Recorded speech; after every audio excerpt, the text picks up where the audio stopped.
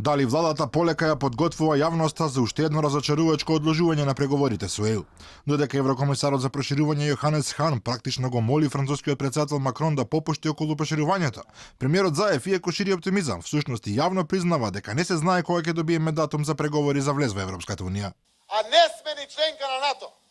Ниту пак уште е прецизиран датумот за преговори. А пред само неколку недели Заев објаснуваше дека минатата година сме добиле ветување за преговори под одредени услови, кои секако ќе бидат исполнети. Добивме ветување лани во јуни, дека овој јуни би можеле да добиеме датум за преговори или проектирање датумот за преговори доколку 4 работи ги напишаа.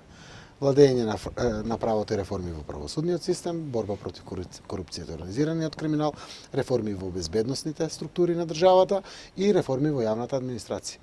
До сега сме се исполнили. Заев меѓутоа минатата година во јуни говореше нешто друго, дека Македонија добила датум за преговори и од ЕУ донела историска одлука. Дури истакна дека околу тоа нема никакви дилеми и дека Европската комисија никогаш повеќе нема да се враќа на датумот за преговорите и дека е дегутантно да се негира таквиот факт. Македонија доби датум за почеток на преговори јуни 2019 година. И колку и да сакате тоа да го повтарате, ред е да биде потврдено еве од независната страна, Европската комисија.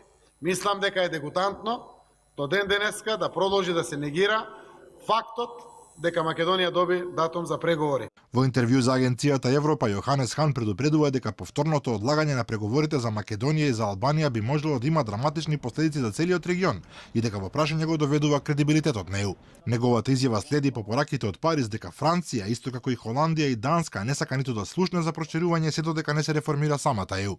Во понеделник во Берлин се одржува неформален самит на Унијата посветен на Балканот, но проширувањето воопшто и не е на агендата, а ќе се расправа главно за регионалната соработка.